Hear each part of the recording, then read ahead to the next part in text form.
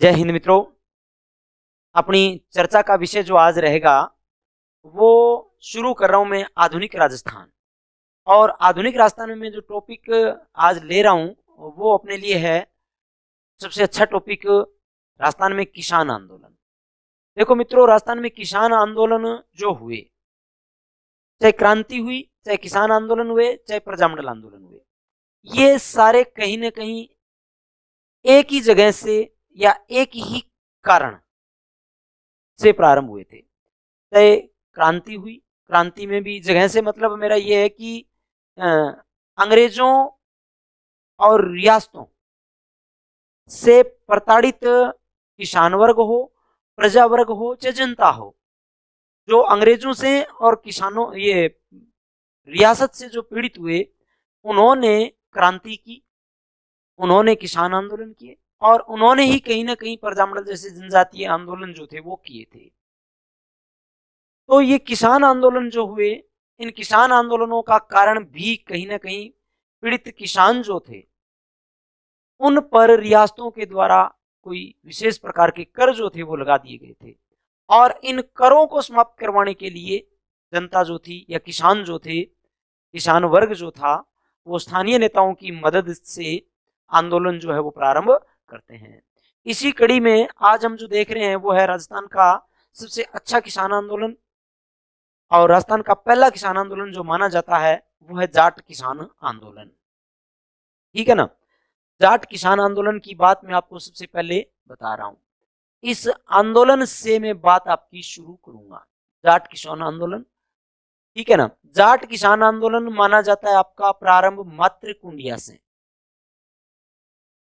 मातृकुंडिया, राजस्थान का हरिद्वार कहा जाता है मातृकुंडिया, चित्तौड़ से। मातृकुंडिया चित्तौड़ से ये जाट किसान आंदोलन जो था वो प्रारंभ हुआ था। मेवाड़ रियासत का था। मातृकुंडिया कहूं या जाट किसान आंदोलन कहूं तो कौन सी रियासत से शुरू हुआ? ये आपका शुरू हुआ मेवाड़ रियासत में और समाप्त भी मेवाड़ रियासत में ही हो गया था। ठीक है ना। राजस्थान का प्रथम किसान आंदोलन माना जाता है 1880 का किसान आंदोलन ये माना जाता है।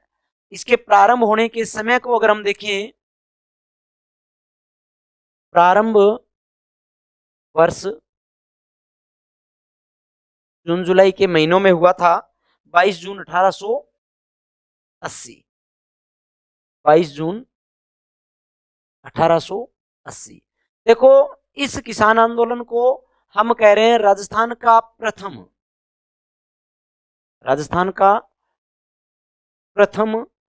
किसान आंदोलन।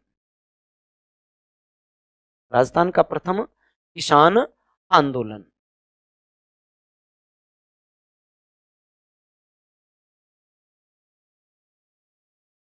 राजस्थान का प्रथम किसान आंदोलन हमें पूछे कि कौन सा था, तो राजस्थान का प्रथम किसान आंदोलन था वो जाट किसान आंदोलन था। कारण क्या रहा आंदोलन का? उच्च भू राजस्व व्यवस्था। उच्च भू राजस्व व्यवस्था,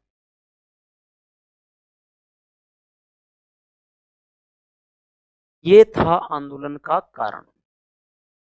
क्या था? उच्च भू राजस्व व्यवस्था जो था वो इस आंदोलन का कारण था। बेटा एसी ऑन कर दो आप। उच्च भू राजस्व व्यवस्था जो थी वो इस आंदोलन का प्रमुख कारण मानी जाती है। ठीक है ना। अब आंदोलन प्रारंभ हुआ, ठीक है ना, और जुलाई में जाते जाते ये आंदोलन जो था वो समाप्त हो चुका था। इस आंदोलन के बाद में दूसरा आंदोलन जो अपना आता है ना, वो आंदोलन अपना कौन सा था, ये विशेष बात आती है आपकी। ठीक है ना।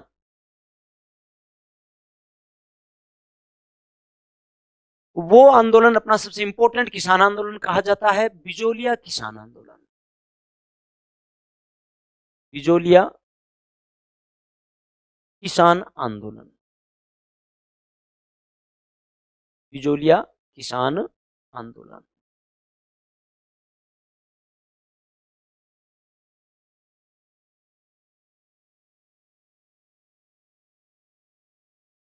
बिजोलिया किसान आंदोलन। देखो भाई, बिजोलिया किसान आंदोलन स्थान कहां पर है? बिजोलिया ये आपका भीलवाड़ा में। बिजोलिया किसान आंदोलन कहां पर हुआ? भीलवाड़ा में। कारण क्या था? एक नंबर बात, 84 प्रकार के कर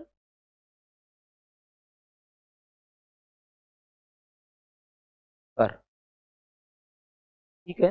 दूसरा कारण हम देखें यहां पर, अधिक भू राजस्व व्यवस्था। वही बात, उच्च भू राजस्व या अधिक भू राजस्व। 3 नंबर बात, लाटा और कुंता प्रणाली। लाटा कुंता प्रणाली दोनों ही फसल को देख करके लिए जाने वाले कर हुआ करते थे। और तीसरा इसमें हम देखेंगे चंवरी कर, बात भी करेंगे चंवरी कर की, जो किसानों से उनकी लड़की की शादी के समय वसूला जाता था। ठीक है, मैं शब्द ले रहा हूं, वसूला जाता था। वसूला जाता था तो मतलब धक्के से लिया जा रहा था। किसान इस कर को देके खुश नहीं थे। ठीक है ना, वसूली कर थे सारे के सारे, वसूली कर। वसूली कर मतलब किसान को परेशान करके ये कर जोर जबरदस्ती लिए जा रहे थे। ठीक है ना। अब विशेष बात आती है बिजोलिया की। तो ये बिजोलिया ऊपर माल का क्षेत्र था। ऊपर माल का क्षेत्र था। अब ये ऊपर माल का पठार जो वो कहां से कहां तक है? तो ये आपका आता है बिजोलिया से भैंसरोडगढ़ चित्तौड़ तक। इस क्षेत्र में ये रहा था पूरा, बिजोलिया से भैंसरोडगढ़ चित्तौड़ तक। भैंसरोडगढ़, ये भैंसरोडगढ़ जो है वो चित्तौड़ में। तो इस क्षेत्र में ये आंदोलन जो था वो लगभग फैला हुआ था। अब विशेष बात आंदोलन की, इसमें मेवाड़ के राजा कौन थे? मेवाड़ महाराणा। मेवाड़ महाराणा हुआ करते थे फतेह सिंह। फतेह सिंह थे मेवाड़ महाराणा। ठीक है ना। बिजोलिया के ठिकानेदार कौन थे? ठिकानेदार, ठिकानेदार की बात करूं तो पहले ठिकानेदार की हम बात करें यहां पर, एक नंबर पे आपका आता है कृष्ण सिंह, या जिसको हम किशन सिंह बोलते हैं।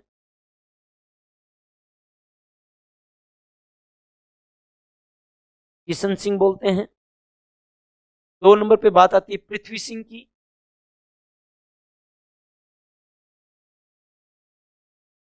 और 3 नंबर की बात जब हम करें वो है नाबालिग केसरी सिंह। ये बिजोलिया के ठिकानेदार रहेंगे। ठीक है ना। अब बात करें समय की। समय, समय बिजोलिया किसान आंदोलन का था 1897 से लेकर के 1941 तक का। 44 वर्षों तक चला था। 44 वर्षों तक चला। राजस्थान का सबसे लंबा,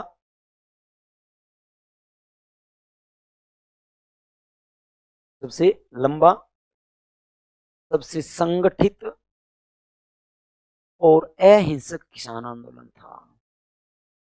अहिंसक आंदोलन था ये। संगठित और अहिंसक किसान आंदोलन बिजोलिया किसान आंदोलन को माना जाता है। समझ में आ गई होगी बात मेरे हिसाब से आपके। आगे अब नई बात इसी से संबंधित, इस आंदोलन का नेतृत्व किसने किया? प्रारंभ में नेतृत्व जो कर रहा है सबसे प्रमुख माने जाते हैं साधु सीताराम दास। साधु सीताराम दास। साधु सीताराम दास जी ने इस आंदोलन का नेतृत्व किया। इनके साथ में थे ब्रह्मदत्त,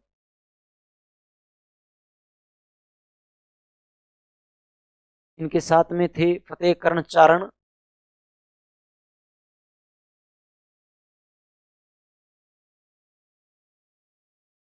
फतेह कर्ण चारण। ठीक है ना। इन तीनों ने कहीं ना कहीं नेतृत्व किया था। सबसे महती भूमिका जो थी, अहम भूमिका जो थी वो साधु सीताराम दास की मानी जाती है। ठीक है ना। अब बात क्या हुई थी बिजोलिया किसान आंदोलन में, देखो 1897 की बात है, गिरधारीपुरा गांव की। गिरधारीपुरा गांव बिजोलिया का गांव है और इस गांव में गंगाराम जी धाकड़ के घर की बात है। गंगाराम जी धाकड़ के घर मृत्यु भोज का अवसर था और इस मृत्यु भोज के अवसर में साधु सीताराम दास आए हुए थे, ब्रह्मदत्त आए हुए थे और फतेहकरण आए हुए थे। इस समय बात क्या हुई यहां पर इन तीनों की, गिरधारीपुरा गांव में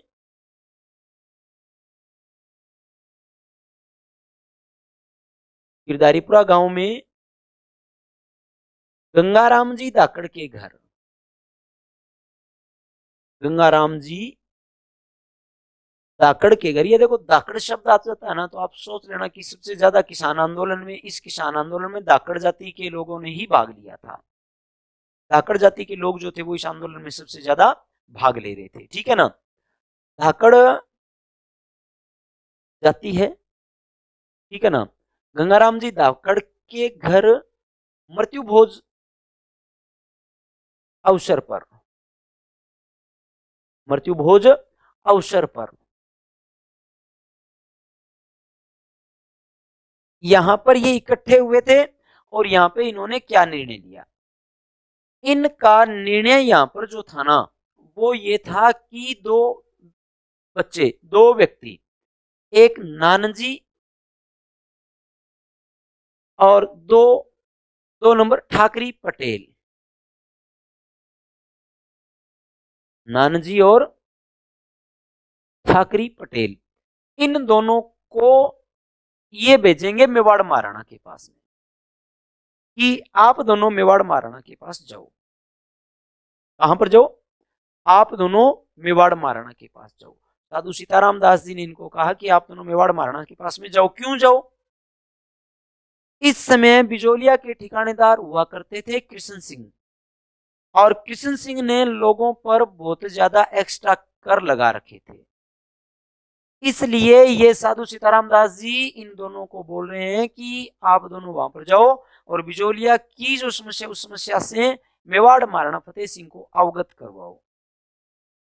ये दोनों साधु सीताराम दास के कहने पर मेवाड़ जाते हैं। मेवाड़ महाराणा ने इन दोनों से मिलने से इनकार कर दिया।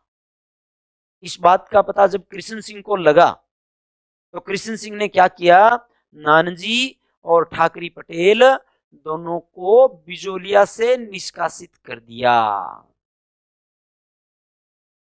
बिजोलिया से निष्कासित कर दिया, बिजोलिया से निष्कासित कर दिया दोनों को। और जैसे ही दोनों बिजोलिया से निष्कासित हुए आंदोलन में स्थिरता आ गई थोड़ी। ठीक है ना। अब क्या होता है, मेवाड़ महाराणा ने क्या किया, एक आयोग भेजा था, हामिद आयोग। हामिद आयोग को बिजोलिया भेजा गया, बिजोलिया भेजा गया। हामिद आयोग को बिजोलिया किसने भेजा, तो इस हामिद आयोग को बिजोलिया भेजने वाले थे मेवाड़ महाराणा।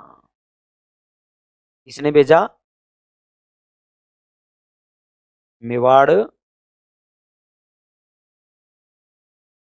महाराणा ने। किसने भेजा है अभी इनको, मेवाड़ महाराणा ने बिजोलिया भेजा था इनको। यह आयोग आया और वापिस चला गया। अब बात क्या हुई, अब बात आ जाती है आंदोलनों के चरणों की। देखो ये आंदोलन जो था वो 3 चरणों में हुआ, 3 चरणों में हुआ था। तीनों चरणों की विशेष बात जब हम करें, क्या क्या विशेष बात थी, तो देखो भाई, प्रथम चरण,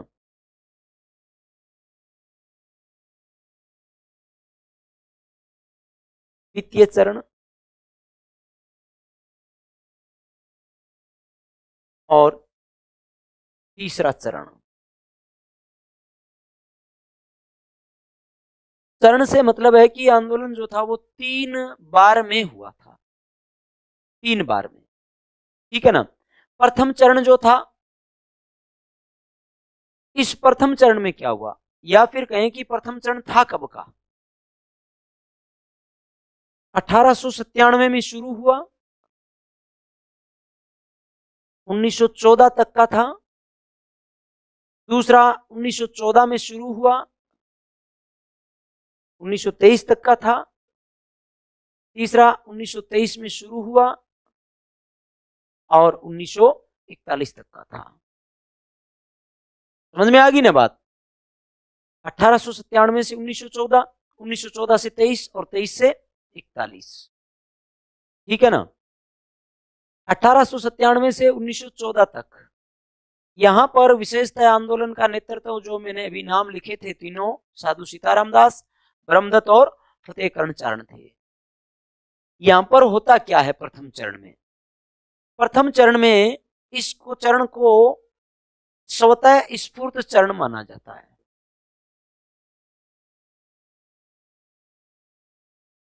स्वतः स्फूर्त चरण माना जाता है क्योंकि जो नेता थे इसके, उनकी ज्यादा अहम भूमिका कोई यहाँ पर रही नहीं थी, इसलिए कहते हैं कि ये स्वतः स्फूर्त चरण हुआ था, ठीक है ना। हालांकि साधु सीताराम दास ने भरपूर प्रयास किया था, फतेह कर्णचारण जी ने भी भरपूर प्रयास किया था, ब्रह्मदत्त जी ने भी भरपूर प्रयास किया था, ठीक है ना, लेकिन इसको कहते हैं स्वतः स्फूर्त चरण था। विशेष बात 1897 से 1914 के समय में 1903 में कृष्ण सिंह ने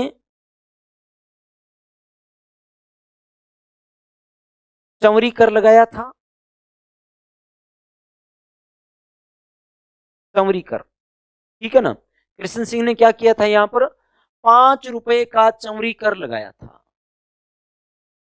कितने रुपए का चंवरी कर लगाया था, 5 रुपए का चंवरी कर कृष्ण सिंह ने यहां पर लगाया था।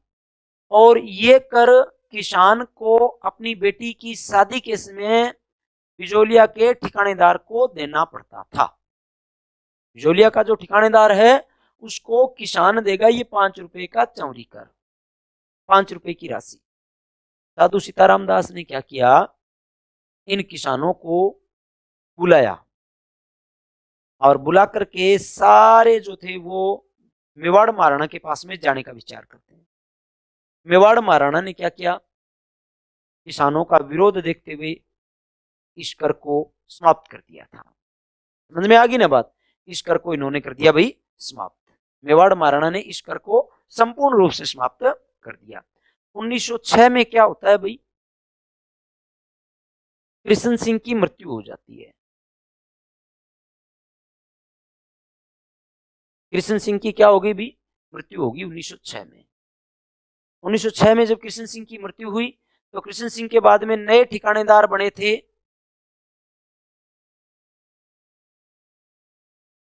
पृथ्वी सिंह।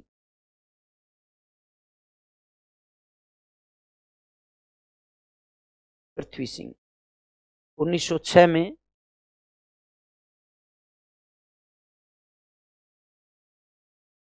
ठिकानेदार बने। कब बने, 1906 में ठिकानेदार बने थे।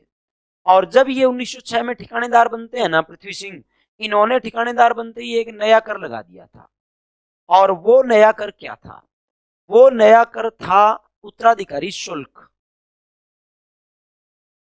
वो नया कर था नजराना शुल्क, वो नया कर था तलवार बंधाई शुल्क, ठीक है ना।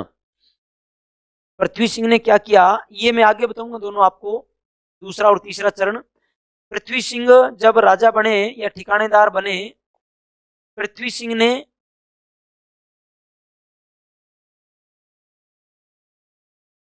एक नया कर, एक नया कर तलवार बंधाई, तलवार बंधाई या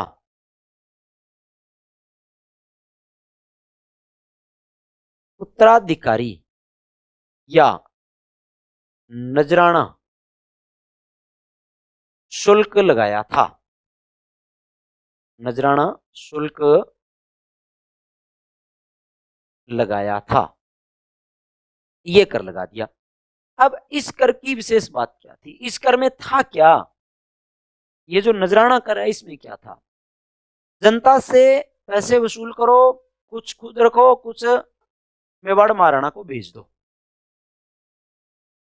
इस कर से फिर जनता परेशान होगी, नजराना शुल्क से या मैं कहूं तलवार बंदाई से या उत्तराधिकारी से जनता जो थी वो परेशान होगी। अब बात क्या हुई, देखो आगे।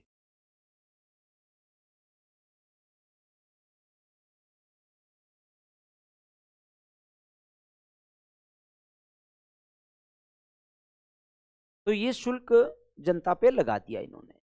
अब क्या हुआ, समय व्यतीत होता गया, टाइम आ गया 1914 का। 1914 में पृथ्वी सिंह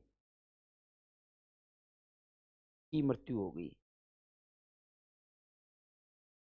पृथ्वी सिंह की पृथ्वी सिंह की मृत्यु हुई, नए ठिकानेदार बनेंगे केसरी सिंह, चरण प्रारंभ हो जाएगा दूसरा।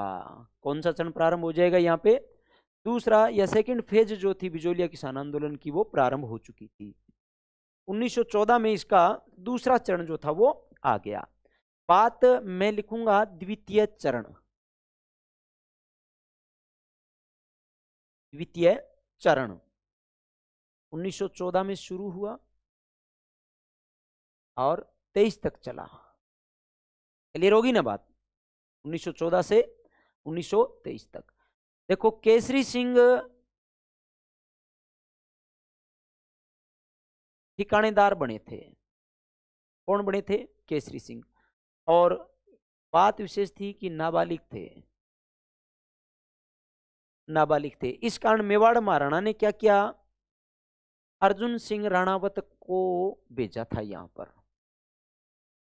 अर्जुन सिंह राणावत यहां पर भेजा था। अर्जुन सिंह राणावत को बिजोलिया का संरक्षक नियुक्त किया, बिजोलिया का संरक्षक नियुक्त किया।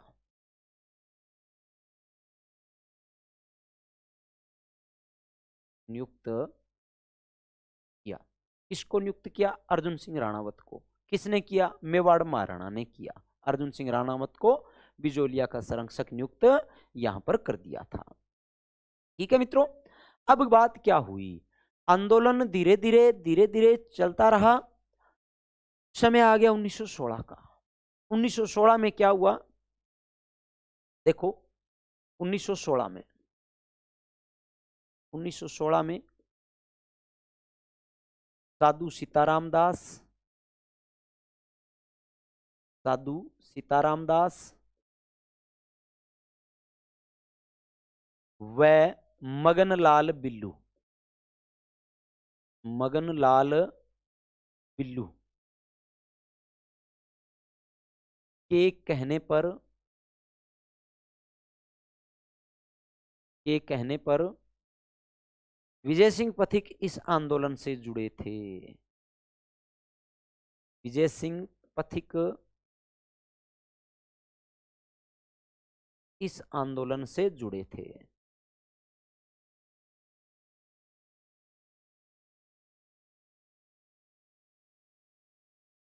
से जुड़े थे, कौन जुड़े थे, विजय सिंह पथिक जी। और जब विजय सिंह पथिक इस आंदोलन से जुड़े ना, विजय सिंह पथिक ने अगले ही वर्ष क्या कर दिया, 1916 के अगले वर्ष 1917 में, 1917 में विजय सिंह पथिक ने एक नई पंचायत यहाँ पे बना दी जिसको कहते हैं उपरमाल पंच बोर्ड। 1917 उपरमाल पंच बोर्ड का इन्होंने गठन कर दिया था। ये उपरमाल पंच बोर्ड की स्थापना होती है 1917 में। 1917 में विजय सिंह पथिक ने, विजय सिंह पथिक ने उपरमाल पंच बोर्ड की स्थापना की थी। उपरमाल पंच बोर्ड की स्थापना की थी। विजय सिंह पथिक ने 1917 में उपरमाल पंच बोर्ड की स्थापना की थी।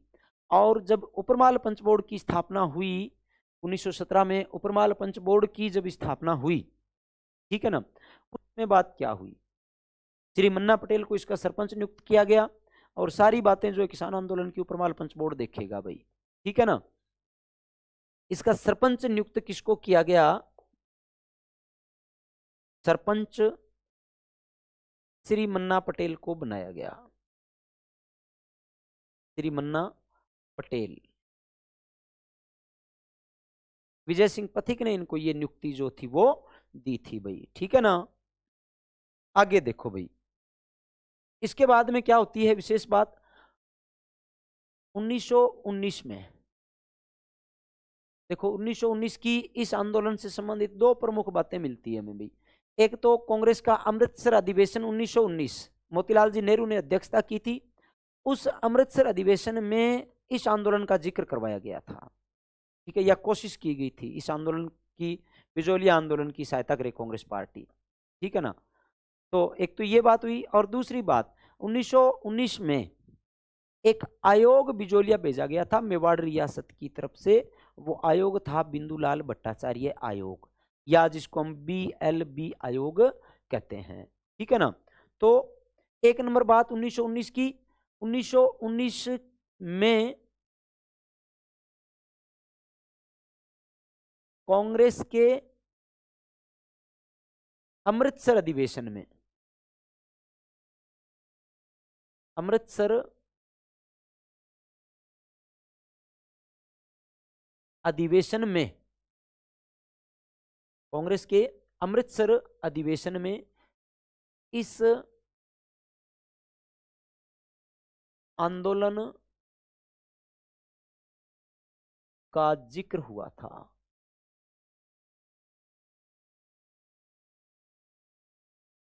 का जिक्र हुआ था, एक नंबर बात। दो नंबर बात, 1919 में, 1919 में दूसरी बात भी 1919 की, बिंदुलाल भट्टाचार्य आयोग, बिंदुलाल भट्टाचार्य आयोग, आयोग बिजोलिया आया था, बिजोलिया आया था। और ये आयोग जब बिजोलिया आया तो इस आयोग ने किसानों के पक्ष में अपना मत दिया था। इस आयोग की सिफारिश को सरकार ने मानने से इनकार कर दिया था, ठीक है ना। इसी समय लगभग कहते हैं महात्मा गांधी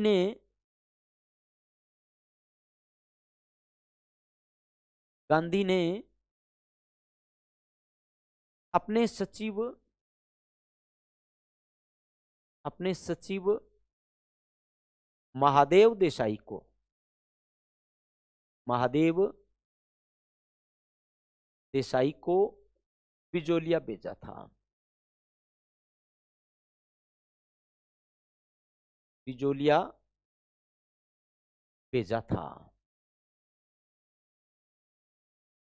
किसको भेजा था भाई, अपने सचिव महादेव देसाई को बिजोलिया भेजा था, जांच करने के लिए कि आंदोलन कैसा है, जनता के का रुख क्या है, जनता की मांगे क्या है, ठीक है ना। इन सब को देखते हुए यहां पर ये बातें हुई थी भाई। आगे इससे जो इंपॉर्टेंट बात आती है 1922 में, दूसरे चरण की ही मैं बात कर रहा हूं। 1922 में राजस्थान के AGG, राजस्थान के AG, agent to governor general, ठीक है ना। AGG का मतलब एजेंट टू गवर्नर जनरल। ये एजेंट प्रत्येक राज्य में एक एक एजेंट हुआ करता था जो गवर्नर जनरल के अधीन काम करता था। AGG पद की शुरुआत 1832 में हुई थी, और इस समय राजस्थान के AGG थे Robert Holland, Robert Holland, Robert Holland Rajasthan के एजीजी हुआ करते थे। और रॉबर्ट हॉलैंड आए और इन्होंने क्या किया भाई, रॉबर्ट हॉलैंड ने 84 में से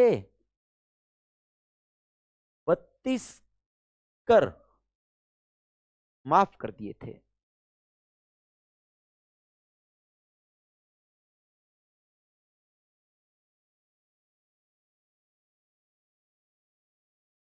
बत्तीस कर माफ कर दिए थे भाई, ठीक है ना। सॉरी, ये 84 में से 35 कर माफ किए थे भाई। एक ये आप करेक्शन है इसमें थोड़ा, 84 में से 35 कर, ठीक है ना, कर या लागतें। देखो कुल 84 कर पहले पहले देखा है हमने, उनमें से 35 कर जो थे ना वो माफ कर दिए थे। यहां पर टोटल 84 लागतें थी, उनमें से 35 लागतें या 35 कर जो थे वो माफ कर दिए थे। आंदोलन कुछ हद तक, इससे आंदोलन पर प्रभाव भी पड़ा था कि 35 लागतें जो है वो इन्होंने कम कर दी। 84 में से 35 कर जो थे वो यहां पर माफ कर दिए गए थे रॉबर्ट हॉलैंड के द्वारा, ठीक है ना। रॉबर्ट हॉलैंड ने यहां पर 84 में से 35 कर माफ कर दिए थे। यहां पर थोड़ी सी बात मैं आपको एजीजी को लेकर के बता दूं। देखो AGG agent to governor general थे। कौन थे ये? एजेंट टू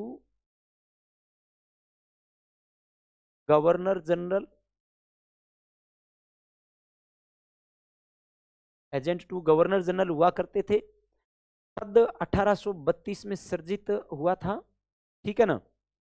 और प्रथम एजीजी जो थे वो थे मिस्टर लॉकेट, मिस्टर लॉकेट हुआ करते थे प्रथम एजीजी। और एजीजी का मुख्यालय इन्होंने बनाया था अजमेर, अजमेर एजीजी का मुख्यालय था। और दूसरी विशेष बात, 1845 में 1845 में 1845 में क्या हुआ था, मुख्यालय माउंट आबू स्थानांतरित कर दिया था। माउंट आबू स्थानांतरित कर दिया था। माउंट आबू स्थानांतरित किया गर्मियों में, गर्मियों में माउंट आबू होगा और सर्दियों में जो मुख्यालय होगा वो रहेगा अजमेर ही, ठीक है ना। तो ये एजीजी पद की बात थी। बिजोलिया किसान आंदोलन के इसमें एजीजी थे रॉबर्ट हॉलैंड, ठीक है ना। आगे अब क्या होता है, अभी नई बात देखें। अब क्या होता है, आंदोलन चलता गया। विजय सिंह पथिक को एक बार जेल में डाल दिया गया था 13 जुलाई 1923। आंदोलन हुआ था बेंगू में। बेंगू भी मेवाड़ रियासत का ए श्रेणी का ठिकाना था और बिजोलिया भी मेवाड़ रियासत का ए श्रेणी का ठिकाना था। इस समय बात क्या हो जाती है, ये जब आंदोलन हुआ, ये जब कांड हुआ, ट्रेंच के आदेश पर गोलीबारी चलवाई गई। और ट्रेंच के आदेश पर जब गोलीबारी चलवाई गई, रूपाजी और कृपाजी धाकड़ यहाँ पर वीरगति को भी प्राप्त हुए थे बेंगू में। इस कारण पहले बेंगू किसान आंदोलन का नेतृत्व रामनारायण चौधरी कर रहे थे। विजय सिंह पथिक ने आंदोलन का नेतृत्व अपने हाथों में जैसे ही लिया, थोड़े समय बाद में विजय सिंह पथिक को पकड़ के टोडगढ़ जेल अजमेर में भेज दिया था, ठीक है ना। विजय सिंह पथिक को अजमेर की टोडगढ़ जेल में भेज दिया था। और बाद में क्या होता है, विजय सिंह पथिक इससे दोबारा जुड़ते हैं 1927 में। विजय सिंह पथिक 1927 में विजय सिंह पथिक इस आंदोलन से अलग हो गए, इस आंदोलन से अलग हो गए, अलग हो गए। कौन से आंदोलन से अलग हो गए भाई? विजय सिंह पथिक बिजोलिया आंदोलन से। अब इस आंदोलन का नेतृत्व किसके हाथों में आ गया? इस आंदोलन का नेतृत्व अब माणिक्यलाल वर्मा, हरिभाऊ उपाध्याय, जमनालाल बजाज और रामनारायण चौधरी जैसे लोगों के हाथों में आ गया था, ठीक है ना। तो देखो इसके बाद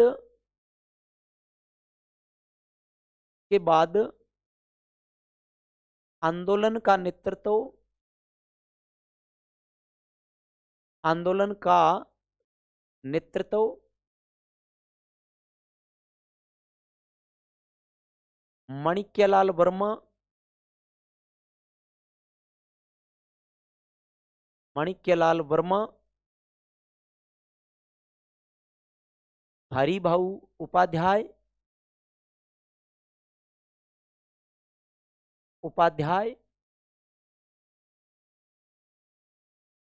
जमनालाल बजाज,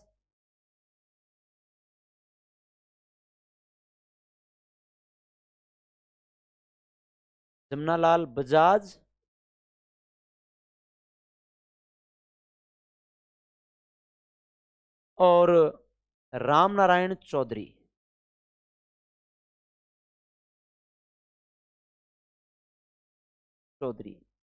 ने किया था। हरिभाऊ उपाध्याय को इस समय अध्यक्ष बनाया गया था, रामनारायण चौधरी आरएसएस के नेता हुआ करते थे, राजस्थान सेवा संघ के नेता थे। रामनारायण चौधरी जो थे वो आरएसएस के नेता थे। माणिक्यलाल वर्मा और इनकी पत्नी नारायणी देवी वर्मा दोनों इस आंदोलन से जुड़े हुए थे, ठीक है ना। और माणिक्यलाल वर्मा ने पंछीड़ा गीत के माध्यम से, पंछीड़ा गीत के माध्यम से लोगों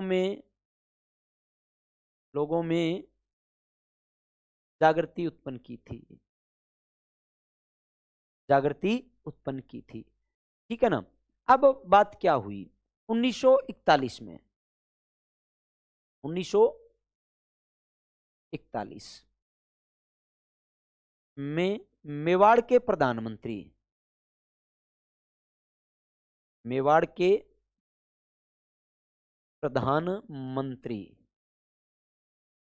टी विजय राघवाचारी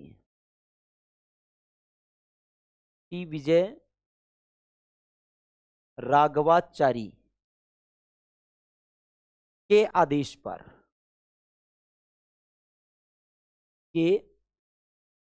आदेश पर राजस्व मंत्री मोहन सिंह मेहता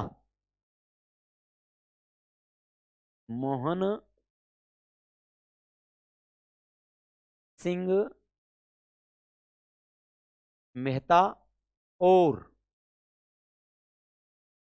राजस्व मंत्री मोहन सिंह मेहता और माणिक्यलाल वर्मा के मध्य,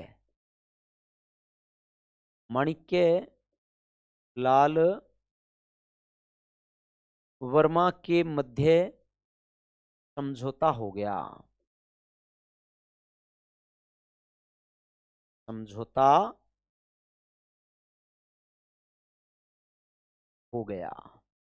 ठीक है ना।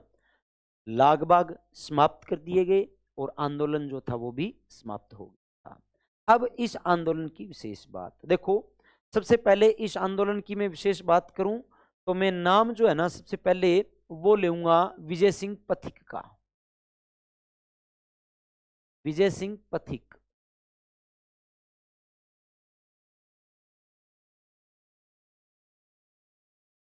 मूल नाम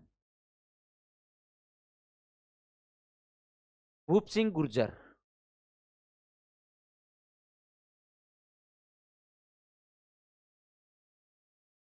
मूल नाम क्या था इनका? भूप सिंह गुर्जर इनका था मूल नाम, ठीक है ना। ये गुठावली, बुलंदशहर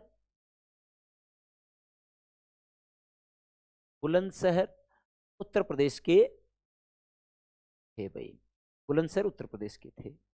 विशेष बात क्या थी?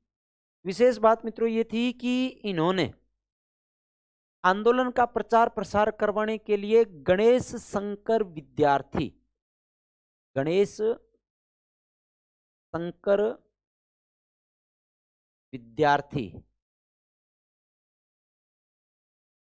को चांदी की राखी भेजी थी बिजोलिया के लोगों की तरफ से, ठीक है ना। गणेश शंकर विद्यार्थी ने क्या किया? ये जो गणेश शंकर विद्यार्थी है ना, इसने क्या किया? ये एक पत्रकार था। इस गणेश शंकर विद्यार्थी ने एक अखबार निकाल रखा था, कानपुर उत्तर प्रदेश से प्रताप, ठीक है ना। इनका अखबार या इनकी पत्रिका जो थी ना गणेश शंकर विद्यार्थी की, वो थी प्रताप। और ये प्रताप प्रकाशित होता था कानपुर से। इस प्रताप नामक अखबार में बिजोलिया किसान आंदोलन का वर्णन इसने किया था। समझ में आ गई बात। दूसरी बात, विजय सिंह पथिक का ग्रंथ एक, what are the Indian state,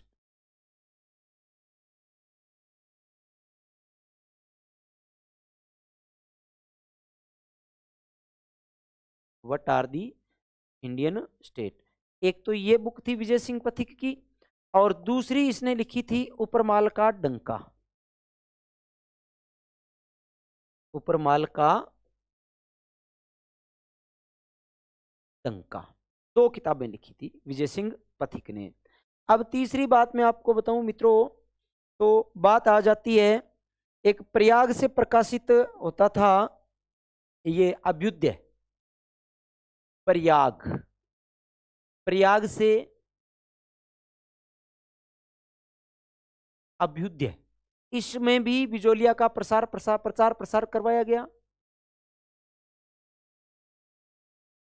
Calcutta है ना, कलकत्ता से एक प्रकाशित होता था भारत मित्र, भारत मित्र, इसमें भी आंदोलन का प्रचार प्रसार करवाया गया। एक तिलक ने केसरी अखबार लिखा था, तिलक ने केसरी अखबार लिखा था, इसमें भी आंदोलन का प्रचार प्रसार करवाया गया। तिलक का मराठा अखबार भी प्रसिद्ध था, ठीक है ना, एक मराठा अखबार तिलक ने लिखा था, ये भी इस आंदोलन का प्रचार प्रसार करवाता है। जैसे हमने एक बात पीछे भी देखी, पंछीड़ा गीत माणिक्यलाल वर्मा ने, पंछीड़ा गीत ये गाया था माणिक्यलाल वर्मा ने। क्यों गाया था? लोगों में जन जागृति उत्पन्न करने के लिए, लोगों में जन जागृति उत्पन्न करने के लिए ये जो था वो माणिक्यलाल वर्मा ने गीत गाया था, कि इस आंदोलन के माध्यम से माणिक्यलाल वर्मा जो है वो इस आंदोलन का प्रचार प्रसार कर सके, सॉरी इस गीत के माध्यम से माणिक्यलाल वर्मा आंदोलन का प्रचार प्रसार कर सके, लोगों में जन जागृति उत्पन्न कर सके, लोगों को ये बता सके कि रियासती कुव्यवस्था का दौर चल रहा है, उसमें आप सभी को एक होना पड़ेगा, ठीक है ना। तो ये सारी बातें जो थी वो बिजोलिया आंदोलन के पुरुषों की थी। इसके अलावा महिलाओं ने भी इस आंदोलन में भाग लिया था। अब महिलाएं इस आंदोलन में भाग लेने वाली कौन सी थी? एक रमा देवी, दो नारायणी देवी, तीन अंजना देवी चौधरी,